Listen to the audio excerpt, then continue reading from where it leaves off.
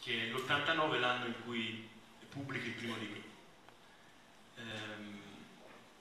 Sei, come ha detto anche Francesca, hai quasi 40 anni e dopo veramente è una frequenza di pubblicazione molto, molto consistente. Allora mi viene da chiederti, ma le storie dove stavano prima?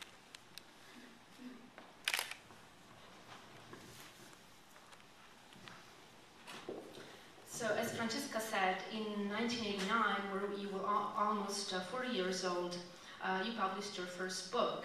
And after that, you became a very conspicuous writer.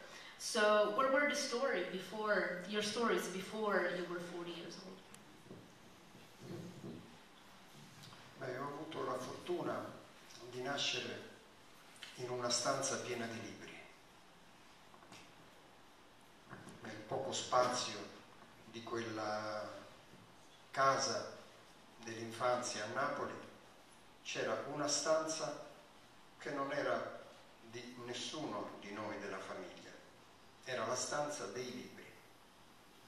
E così io sono stato ospite, cresciuto dentro la stanza dei libri di mio padre. E quella tappezzeria mi è piaciuta. Così mi sono tenuto la migliore compagnia dall'età di ragazzo con la scrittura.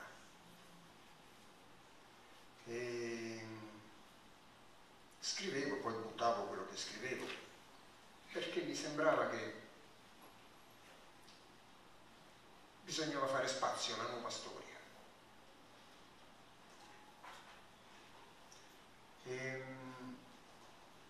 E poi ho cominciato a conservarmele le storie. È successo al tempo in cui facevo il lavoro manuale. Sono stato per una ventina d'anni un operaio. E prima di allora la scrittura era per me un forzare la mano a andare il più svelto possibile per seguire l'abbondanza di pensieri della testa. E poi attraverso il lavoro manuale, invece, la testa ha cominciato a rispettare la stanchezza della mano. E allora ad andare alla stessa lentezza della mano che scriveva le righe. E così, insomma, ancora prima di pubblicare il primo libro, avevo dei cassetti ben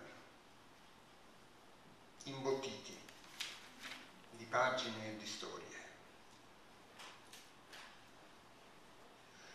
L'unica cosa che ha cambiato la prima pubblicazione non è stato il fatto di cambiare mestiere. Col primo libro ho semplicemente guadagnato una tredicesima. Col secondo, col terzo e così pure, insomma, per altri 7 anni ho continuato a fare quel mestiere, mentre uscivano i libri. Ma l'unica cosa che mi ha cambiato è stato che in quell'anno 89, fine dell'89, sono riuscito a mettere nelle mani di mio padre un libro scritto da me. Mio padre andava a morire poco tempo dopo, pochi mesi dopo, ma io con quella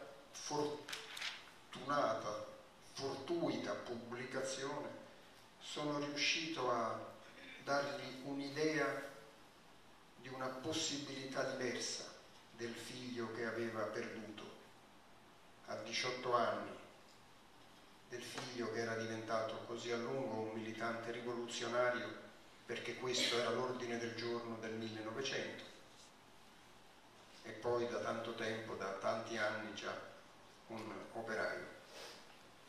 L'unica cosa che ha cambiato poi, ha potuto cambiare qualcosa per me, è stato il fatto di consegnare quel libretto nelle mani di quell'uomo.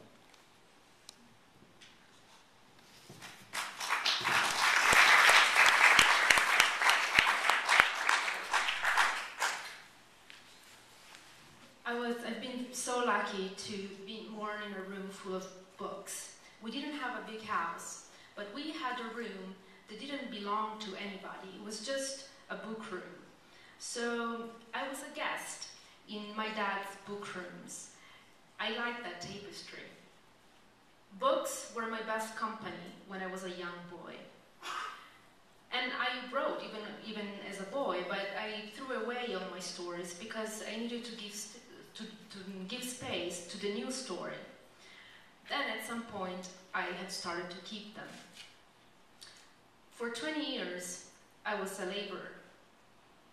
And at the beginning, when I wasn't a laborer, when I was just writing, it was very hard.